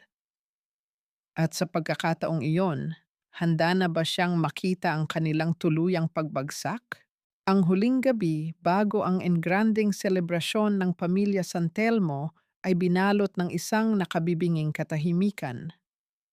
Sa loob ng kaniyang silid, nakatayo si Milagros sa harap ng kaniyang gown para sa seremonya ng anunsyo ng kasal. Ang puting tela na may mga maseselang borda at mamahaling kristal ay tila isang malaking agiw na dahan-dahang gumagapos sa kaniyang pagkatao. Sa ilalim ng malamig na liwanag ng buwan na tumatagos sa bintana, ang damit ay hindi mukhang simbolo ng pag-ibig, kundi isang puting balabal na handang ilibing ang kaniyang dangal. Dahan-dahang hinaplos ni Mila ang tela. Ang bawat hibla nito ay binayaran ng kaniyang sariling pawis, ngunit ang pangalang nakatatak sa bawat imbitasyon ay ang sa mga San Telmo. Isang malalim na paghugot ng hininga ang pinakawalan niya, habang ang kaniyang mga mata ay nananatiling tuyo at matalas. Wala ng luha ang natitira para sa gabing ito. Ang kaniyang pusong dati ay tila nagbabaga sa sakit, ay naging kasing lamig na ng yelo sa ilalim ng dagat. Naupo siya sa harap ng kaniyang mesa at binuksan ang kaniyang laptop sa huling pagkakataon sa loob ng penthouse na yon. Ang mahinang liwanag mula sa screen ay nagbigay ng anino sa kaniyang mukha na puno ng determinasyon. Sa tulong ng mga dokumentong ibinigay ni Alejandro at sa sarili niyang mga hakbang, natapos na niya ang paglilipat ng lahat ng ari-arian ni Nanay Belen sa isang pribadong trust fund. Ang bawat pirma niya sa digital na dokumento ay tila pagputol sa isang bahagi ng kadenang nag-uugnay sa kaniya sa mga San Telmo. Sa sandaling ito, ang kaniyang ina ay ligtas na. Ang kaniyang kinabukasan ay hindi na nakasalalay sa mga kamay ng mga buwaya. Ang marahang pagpihit ng doorknob ay bumasag sa kaniyang pag-iisip. Pumasok si Diego, suot ang kaniyang nakasanayang ngiti na puno ng kaplastikan. May hawak siyang baso ng wine at tila nasa rurok ng kaniyang kumpiyansa. Lumapit siya kay Mila at tumingin sa nakasabit na gown. Ang kaniyang mga mata ay nagniningning sa kasakiman na kaniyang itinatago bilang paghanga. "You look beautiful, even just staring at that dress, Mila." sabi ni Diego habang dahan-dahang inilalagay ang kaniyang kamay sa balikat ng dalaga. Hindi gumalaw si Mila, hinayaan niyang manatili ang kamay nito doon, bagaman ang bawat daliri ni Diego ay tila isang uod na gumagapang sa kaniyang balat. Tomorrow is a big day. Once the announcement is made, everyone in Cebu will know that we are untouchable. Ang kumpanya, ang ating pangalan, everything will be secured. Inaasahan ko rin iyan, Diego. Ang bukas ay magiging isang araw na hindi malilimutan ng lahat. Mahinahong sagot ni Mila. Ang kaniyang boses ay tila isang patag na kalsada na walang anumang bakas ng emosyon. Lalong humigpit ang hawak ni Diego sa kaniyang balikat. Ang kaniyang tinig ay naging mas mababa at puno ng pag-aari. Bukod sa announcement, ang final merger ng ating mga assets ay mangyayari na rin. Bukas, Mila, lahat ng sa iyo ay opisyal ng magiging akin. Ang Illustre Cebu Holdings, ang iyong mga shares at ang iyong katapatan, I will finally own everything that you've built. Isang mapait at lihim na ngiti ang gumuhit sa isipan ni Mila, bagaman ang kaniyang mukha ay nanatiling blanko. Ang bawat salita ni Diego ay tila isang pako na lalong nagpapatibay sa kaniyang pasya. Ang akala ni Diego ay isang tagumpay, ngunit para kay Mila, ito ang huling yugto ng isang mahabang pagtitiis. Correct, Diego. Bukas, lahat ay matatapos na, ulit ni Mila, habang tumingin siya ng diretso sa mga mata ng lalaki. The lies, the debt, and the pretense. Everything will end. Hindi napansin ni Diego ang dobling kahulugan sa mga salita ni Mila. Itinaas niya ang kaniyang baso bilang pagpupugay at uminom ng malalim. Tila ba lasap na niya ang tagumpay na kailanman ay hindi darating. Habang lumalabas siya ng silid, ang tunog ng kaniyang mga yapak ay unti-unting nawala sa pasilyo na nag-iwan kay Mila sa gitna ng katahimikan at ng kaniyang puting damit. Muling humarap si Mila sa bintana, nakatingin sa malawak na siyudad ng Cebu na bukas ay magiging saksi sa kaniyang paglaya. Isang huling gabi ng pagpapanggap. Isang huling gabi ng pagiging anino. Ang kaniyang mga kamay ay hindi na nanginginig. Ang kaniyang puso ay hindi na sumisigaw. Sa kaniyang isipan, nakikita na niya ang pagguho ng toreng buhangin na itinayo ni Diego at Doña Escolastica. Bukod sa planong pagpapahiya, may isang maliit na bagay pa siyang kailangang gawin bago sumikat ang araw. Isang lihim na mensahe na magsisilbing mitya ng huling pagsabog. Ang katanungang nananatili sa hangin ay ito. Kapag bumagsak na ang huling piraso ng domino, sino ang matitira upang pulutin ang mga nadurog na pangarap? At sa gitna ng abo ng kaniyang nakaraan, magagawa kaya ni Milagros na muling mahanap ang kaniyang sarili? Ang marangyang bulwagan ng pinakasikat na hotel sa Cebu ay nagniningning sa ilalim ng mga dambuhalang chandelier na tila mga nakalambitin na diamante. Ang bawat sulok ay puno ng mga piling panauhin, ang mga makapangyarihang pamilya, mga negosyante, at ang media na naghihintay sa anunsyo ng itinuturing na kasal ng taon.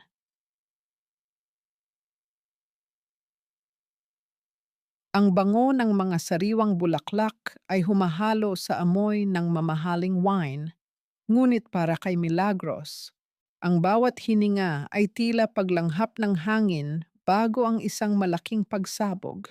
Nakasuot si Mila ng isang kulay asul na bestida na kasing lalim ng kulay ng karagatan sa hating gabi. Wala sa kanya ang puting gown na pinili ni Doña Escolastica. Sa halip, Ang kaniyang kasuotan ay nagpapakita ng kaniyang sariling kapangyarihan at pagkakakilanlan.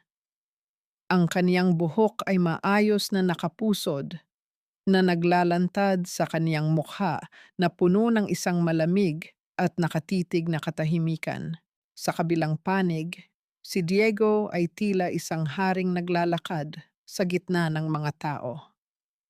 Panaka-naka niyang inaayos ang kaniyang tuxedo, habang sa kaniyang tabi ay naroon si Doña Escolastica na halos hindi maikubli ang kaniyang kayabangan habang nakikipag-usap sa mga socialite.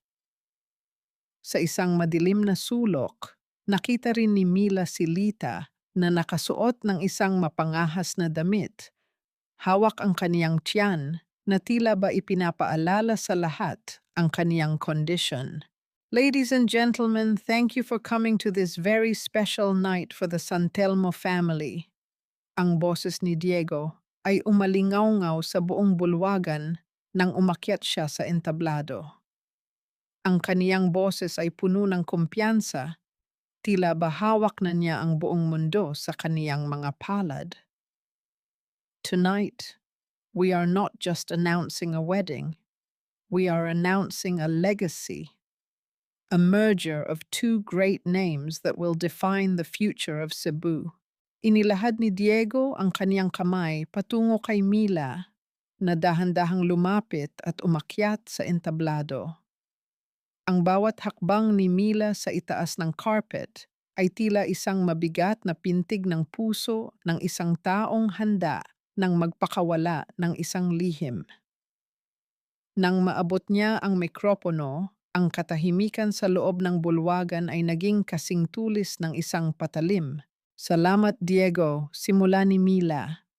Ang kaniyang boses ay hindi nanginig. Ito ay naging kasing linaw ng kristal. Tama ka. Ang gabing ito ay tungkol sa katotohanan, pero hindi tungkol sa kasal na inaasahan ninyo. Ang gabing ito ay tungkol sa pagtatapos ng isang mahabang panlilinlang. Isang mahinang bulungan ang gumapang sa gitna ng mga panauhin. Ang mga mukha ni na Diego at Doña Escolastica ay biglang nabalot ng kaba. Bago pa man makapagsalita si Diego, ang dambuhalang screen sa likuran nila ay biglang nagliwanag. Ngunit hindi ang kanilang mga pre-wedding photos ang lumitaw. Sa halip, ang screen ay napuno ng mga bank transfer records, mga dokumentong nagpapakita kung paano dinaloy ang pera ng kumpanya patungo sa personal na account ni Lita. Kasunod nito ay ang mga screenshot ng pag-uusap ni na Diego at Lita tungkol sa peking ultrasound at ang planong pagnakawan si Mila pagkatapos ng kasal. Ang bawat larawan at dokumentong lumilitaw ay tila isang malakas na sampal sa dangal ng pamilyang San Telmo. Ang baso ng wine sa kamay ni Diego ay dahan-dahang nadulas at bumagsak sa sahig. Ang mga kristal ay nagkapira-piraso at ang pulang likido ay kumalat sa alpombra na tila sariwang dugo. Walang nakagawa ng ingay, ngunit ang gulat sa mukha ng mga tao ay mas malakas pa sa anumang sigaw. Ito ang legacy na sinasabi mo, Diego. Ang boses ni Mila ay puno ng panunuya. Ang pagnanakaw sa babaeng nag-ahon sa inyo sa putikan? Ang paggamit sa isang peking sanggol para lamang makuha ang aking mga ari-arian? Humarap si Mila sa madla. Ang kaniyang mga mata ay nagniningning sa galit at tagumpay. Effective immediately, binuwag ko na ang lahat ng aking financial guarantees para sa San Telmo Construction. Lahat ng assets na nasa ilalim ng aking pangalan ay formal ko ng binawi. Diego, Doña Escolastica, ang kumpanyang ipinagmamalaki ninyo ay opisyal ng walang laman. You are not just bankrupt in money, you are bankrupt in soul. Si Doña Escolastica ay napahawak sa kaniyang dibdib. Ang kaniyang pamaypay ay nalaglag sa kaniyang paanan habang pilit siyang humihinga ng malalim. Si Lita naman ay tila gustong magtago sa ilalim ng mga mesa nang makita ang sariling mukha sa screen na tinatawag na manlilinlang. Sa gitna ng kaguluhan, bumukas ang malaking pinto ng bulwagan. Pumasok ang ilang mga opisyal ng bangko at mga abogado kasama ang dalawang pulis. Lumapit sila sa entablado at hinarap ang namumutlang si Diego. Mr. Diego Santelmo, we have a warrant for your arrest for large-scale estafa and falsification of public documents.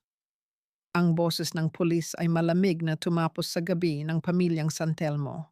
Dahan-dahang ibinaba ni Mila ang mikropono.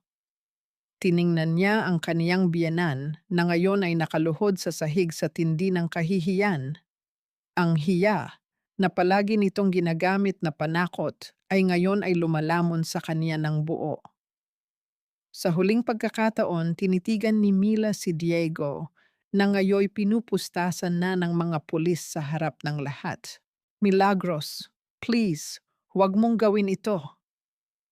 Ang sigaw ni Diego ay tila isang desperadong pakiusap ng isang nalulunod, ngunit ang kaniyang tinig ay nalunod sa ingay ng mga camera flash na tila mga kidlat na kumukuha ng bawat anggulo ng kaniyang pagbagsak. Hindi lumingon si Mila. Naglakad siya pababa ng entablado ng may taas noong dignidad. Sa dulo ng bulwagan, nakita niya si Alejandro Fuentebella na nakatayo, isang maliit na tango ng paggalang ang ibinigay nito sa kanya. Lumabas si Mila sa bulwagan, iniwan ang lahat ng dumi at sakit sa loob ng silid na iyon. Habang ang pinto ng hotel ay bumubukas sa gabi ng Cebu, ang malamig na hangin ay humalik sa kaniyang mukha. Wala nang bigat sa kaniyang dibdib. Wala nang tanikala sa kaniyang mga kamay. Ngunit habang naglalakad siya patungo sa kaniyang sasakyan, isang huling sulyap sa nagniningning na gusali ang nag-iwan ng isang tanong na may pait. Sa pagguho ng lahat, sapat na nga ba ang hustisyang ito upang hilumin ang lahat ng sugat na iniwan ng 2 taon ng kasinungalingan? Ang malakas na buhos ng ulan sa labas ng gusali ay tila isang marahas na paghuhugas sa dumi ng nagdaang gabi. Ang bawat patak na tumatama sa mga salamin ng bintana ay lumilikha ng isang malungkot na himig. Tila ba ang kalikasan mismo ay nakikidalamhati o nakikigalak sa pagbagsak ng isang huwad na tore. Sa loob ng madilim na pasilyo ng himpilan ng pulisya, nakaupo si Milagros sa isang malamig na silya, ang kaniyang mga mata ay nakatitig sa kawalan habang hinihintay ang pagtatapos ng huling kabanata ng kaniyang pakikipagtuos. Bumukas ang pinto ng interrogation room at inilabas ng mga pulis si Diego. Wala na ang kaniyang kintab. Ang kaniyang tuxedo ay gusot-gusot. Ang kaniyang buhok ay magulo. At ang kaniyang mga mata ay puno ng takot at pagmamakaawa. Sa likuran niya, sumunod si Lita na kanina pa umiiyak, ngunit hindi dahil sa pag-ibig kay Diego, kundi dahil sa takot na madamay sa mga kasong isinampa ni Mila. Mila! Mila! Please, makinig ka! Ang boses ni Diego ay paos, tila isang hayop na nasusukol sa kanto. Susubukan sana niyang lumapit, ngunit mabilis siyang pinigilan ng mga gwardiya. Mila, mag-usap tayo. I can explain everything. Huwag mo namang gawin ito sa amin. Ang kumpanya, ang pangalan ng pamilya ko, mawawala ang lahat. Dahan-dahang tumayo si Mila. Ang kaniyang bawat kilos ay puno ng isang nakakabinging katahimikan. Huminto siya sa harap ni Diego. Ang distansya sa pagitan nila ay tila isang malalim na bangin na wala ng tulay na makakapagdugtong. Tiningnan niya ang lalaking dati ay pinag-alayan niya ng kaniyang buong mundo. Ang pangalan ng pamilya mo, Diego. ay matagal nang wala. Ikaw ang mismong sumira nito noong pinili mong itayo ang inyong dangal sa ibabaw ng aking mga sakripisyo. Ang boses ni Mila ay kalmado, ngunit may talim na mas masakit pa sa anumang sampal. Ang kumpanyang sinasabi mo, ipinagbili ko na ang lahat ng utang ninyo sa isang third party. Wala na kayong kumpanya, wala na kayong bahay, at ang penthouse, kumuha si Mila ng isang envelope mula sa kaniyang bag at inilapag ito sa maliit na lamesa sa harap ni Diego. Iyan ang eviction notice. Mayroon kayong 2 oras para kunin ang lahat ng gamit ninyo bago ko ipasara ang binto. At huwag ninyong subukang kumuha ng kahit anong gamit na hindi sa inyo dahil bawat sentimo sa loob ng bahay na iyan ay may resibo sa ilalim ng pangalan ko. Mila, you can't be this heartless. Paano si Mama? She's old and sick. Ang sigaw ni Diego ay puno ng desperasyon. Your mother is not sick, Diego. She is just allergic to the truth, sagot ni Mila. Tumingin siya kay Lita na kanina pa nakayuko. At ikaw, Lita, bago ka umalis, siguraduhin mong ibalik mo ang singsing ng tatay ko na kinuha mo sa jewelry box ko. Alam kong nasa iyo yon. Kung hindi mo ibabalik yon ngayon, idaragdag ko ang kasong theft sa lahat ng kinakaharap ninyo. Nanginginig na kinuha ni Lita ang isang maliit na pouch mula sa kaniyang bulsa at inilapag ito sa lamesa nang hindi tumitingin. Kinuha ni Mila ang singsing. Ang asul na bato nito ay nagniningning pa rin sa kabila ng dumi at dahan-dahan itong isinuot sa kaniyang daliri. Ramdam niya ang init ng alaala ng kaniyang ama, tila ba ito ang nagbibigay sa kaniya ng huling lakas na kailangan niya. Let's go, Diego. Tapos na tayo. Ang huling sabi ni Mila bago siya tumalikod. Mila! Milagros! Balikan mo ako! Hindi mo kayang mabuhay nang wala ako. You're just a fish girl. Ang huling sulyap ni Mila kay Diego ay punong-puno ng awa. Awa para sa isang lalaking hanggang sa huli ay hindi naintindihan kung ano ang kaniyang tunay na binalewala. Sa labas ng himpilan, sumalubong sa kaniya ang malakas na hangin at ang ulan na tila wala ng katapusan. Sa gitna ng dilim, nakita niya ang isang pamilyar na sasakyan. Bumukas ang pinto at lumabas si Alejandro.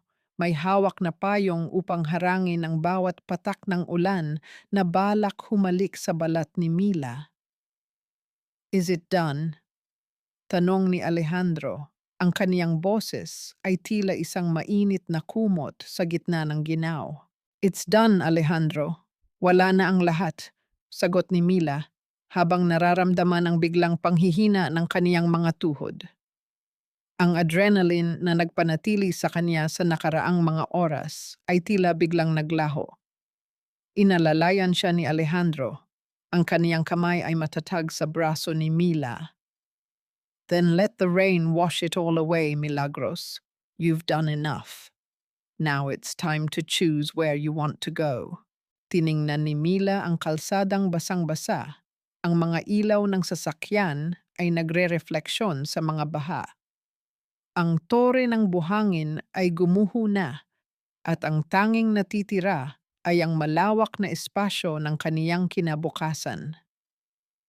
Isang malalim na buntong hininga ang kaniyang pinakawalan, habang ang lamig ng gabi ay dahan-dahang napapalitan ng isang kakaibang pakiramdam ng kalayaan.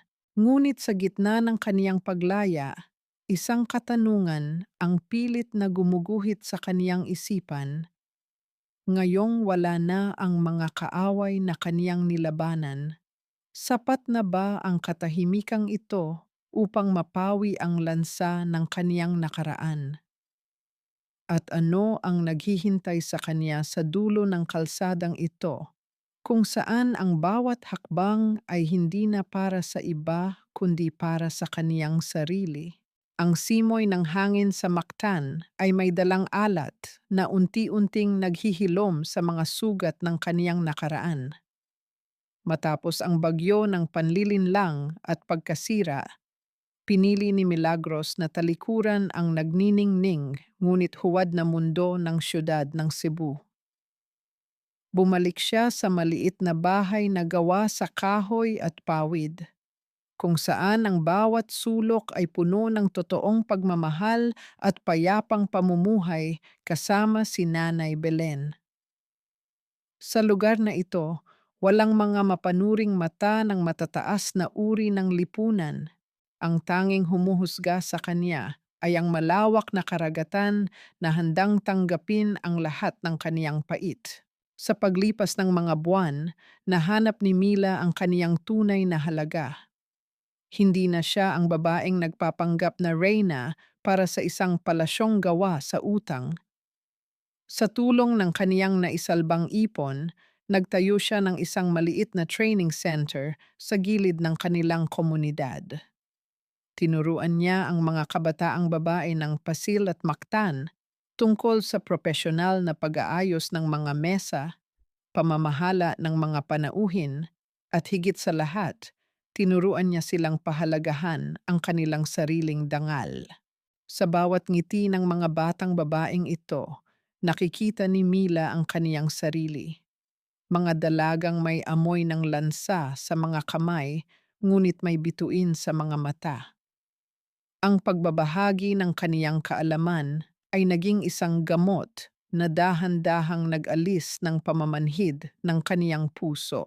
Isang hapon, matapos ang kaniyang klase, naglakad-lakad si Mila sa baybayin. Ang banayad na pagdampi ng mga alon sa kaniyang mga paa ay tila isang malamig na yakap ng kalikasan na nagpapagaan sa kaniyang hininga.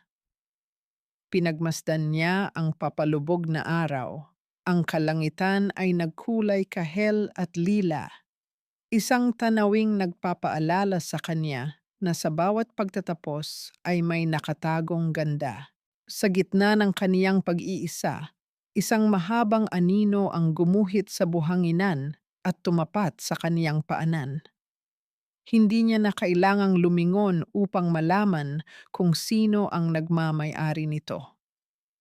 Ang amoy ng mamahaling pabango na humalo sa sariwang hangin ng dagat ay sapat na upang magbigay ng pamilyar na kaba sa kaniyang dibdib. Isang kaba na walang halong takot, kundi isang tahimik na pananabik na matagal na niyang pinipigilan. Napakalayo mo naman sa sibilisasyon, Milagros. Ang baritonong boses ni Alejandro Fuentebella ay nagdala ng isang mainit na alon sa kaniyang buong pagkatao. Dahan-dahang humarap si Mila. Nakita niya si Alejandro na nakasuot ng isang simpleng puting linen na polo na pilit pinapagaspas ng hangin.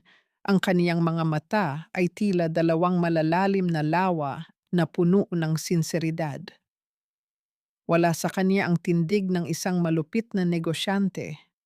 Sa halip, siya ay tila isang lalaking naglakbay ng malayo upang hanapin ang kaniyang tahanan. Ito ang aking sibilisasyon, Alejandro. Dito, malinaw ang tubig at totoo ang mga tao. Bakit mo pa ako hinanap? Tapos na ang laban natin sa mga santel mo. Malumanay na sagot ni Mila. Ang kaniyang mga mata ay nakipagtagpo sa mga mata ng lalaki, naghahanap ng kasagutan sa isang katanungang hindi pa niya kayang bigkasin. Humakbang si Alejandro papalapit, maingat na nag-iwan ng sapat na espasyo upang ipakita ang kaniyang lubos na paggalang. Mula sa kaniyang dalang leather bag, naglabas siya ng isang asul na folder. Iniabot niya ito kay Mila. Ang dulo ng kaniyang mga daliri ay bahagyang dumampi sa kamay ng dalaga na nagpadala ng isang kuryenteng gumising sa matagal nang natutulog na damdamin ni Mila. Hindi ako pumarito para sa mga santel mo, Mila. Pumarito ako para sa iyo. Seryosong tugon ni Alejandro habang nakatitig ng diretso sa kaniyang mga balintatao. That is a proposal for a new resort hotel here in Cebu, and I don't want to build it alone. Gusto kong maging CEO ka nito, hindi bilang isang empleyado at lalong hindi bilang isang anino. Gusto ko itong itayo kasama ka bilang pantay na kasosyo. Binuksan ni Mila ang folder. Ang pangalang nakasulat sa pinakamataas na posisyon ay ang kaniyang pangalan, Milagros Ilustre. Walang kondisyon, walang nakatagong utang na loob. Ito ay isang pagkilala sa kaniyang kakayahan, isang parangal mula sa isang lalaking nakakita sa kanya hindi bilang isang babaeng galing sa palengke, kundi bilang isang reyna na nakatayo sa sarili nitong mga paa. Ang hangin sa pagitan nila ay naging tahimik, ngunit ang kanilang mga puso ay tila nag-uusap sa isang lengguwaheng sila lamang ang nakakaintindi. Tiningnan ni Mila si Alejandro, ang lalaking naging sandigan niya sa pinakamadilim na bahagi ng kaniyang buhay. Sa unang pagkakataon matapos ang matagal na panahon, naramdaman ni Mila ang pagnanais na muling magtiwala, hindi lamang sa negosyo, kundi sa isang bagay na mas malalim pa. Ngunit sa kabila ng magandang alok, isang daying ng pag-aalinlangan ang nananatili sa kaniyang puso.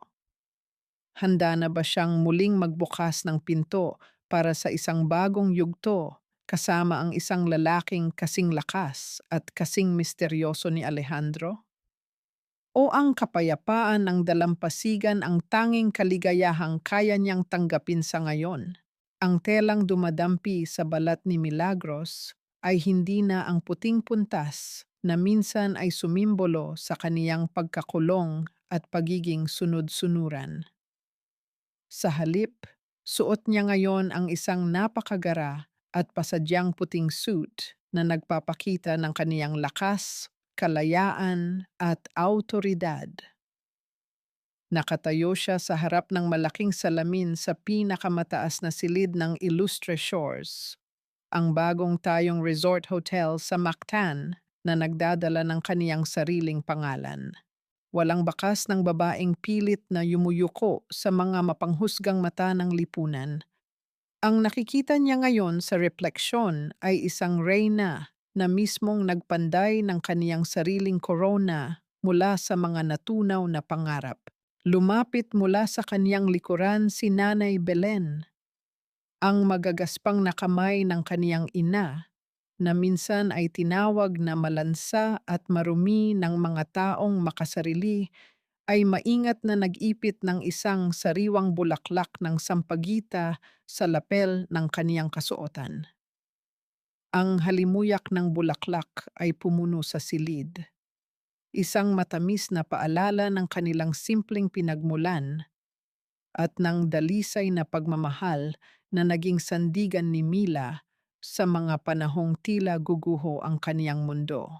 Walang salitang lumabas sa bibig ng matanda, ngunit ang mga luhang namumuo sa kaniyang mga mata ay naglalaman ng lahat ng pagmamalaki at pasasalamat na hindi kailanman kayang sukatin ng anumang ginto o yaman.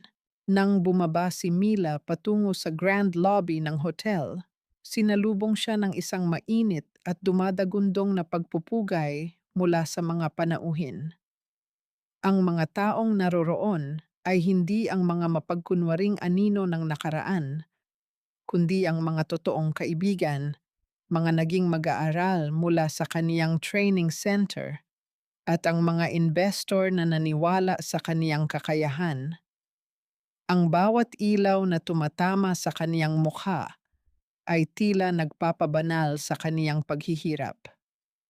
Humakbang siya patungo sa entablado, ang kaniyang tindig ay matatag, at ang kaniyang puso ay malaya sa anumang utang na loob na pilit iginapos sa kaniya noon ng pamilyang minsang umabuso sa kaniyang kabutihan. Tiningnan niya ang buong bulwagan, ang kaniyang mga mata ay puno ng isang payapa at nag-aalab na liwanag. Maraming salamat sa inyong pagdalo. Simula ni Mila, Ang kaniyang boses ay malinaw at puno ng hindi matitinag na kumpiyansa. Ang gusaling ito ay hindi lamang gawa sa semento at mamahaling salamin. Ito ay itinayo mula sa mga wasak na pangarap na pinilit nating buuin muli. Para sa bawat babaeng minsan ay sinabihang hindi siya sapat o pilit na ginawang anino lamang ng tagumpay ng ibang tao, ang lugar na ito ay para sa inyo. Ang dangal ay hindi namamana o ipinapahiram. Ito ay itinatayo ng ating sariling mga kamay, gaano man karaming sugat ang kailangan nating daanan.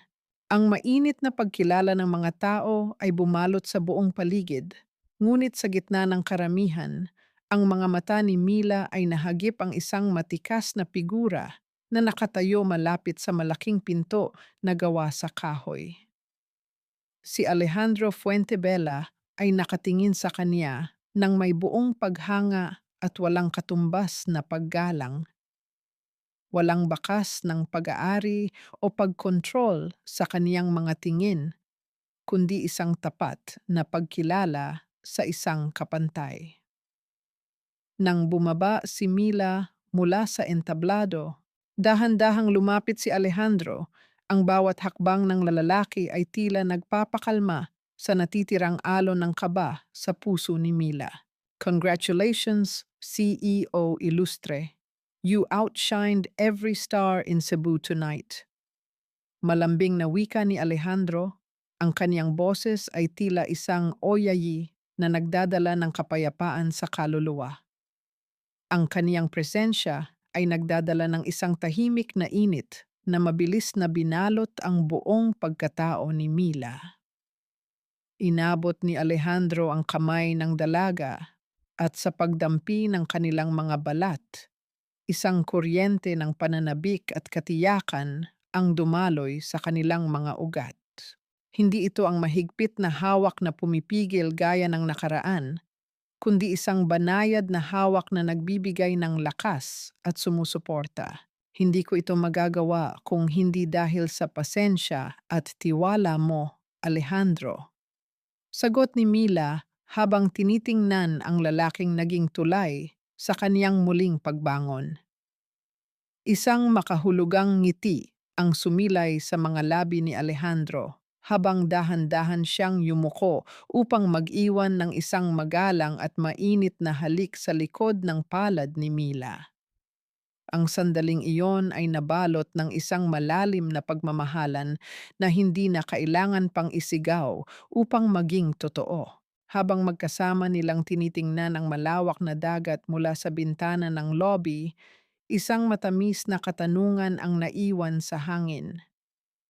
Ngayong naitayo na ng Reyna ang kaniyang sariling kaharian at napatunayan ang kaniyang halaga, handa na ba siyang ibahagi ang kaniyang bukas sa isang lalaking walang ibang nais kundi ang maglakad sa kaniyang tabi hanggang sa dulo ng walang hanggan? Ang ginintuang sinag ng papalubog na araw ay dahan-dahang yumayakap sa payapang karagatan ng Mactan. Sa dalampasigan, naglalakad ng nakayapak si Milagros, hinahayaan ang banayad na pagdampi ng malamig na tubig sa kaniyang mga paa. Ang bawat paggalaw ng dagat ay tila isang malambot na awit ng kalikasan na nagpapayapa sa kaniyang kaluluwa.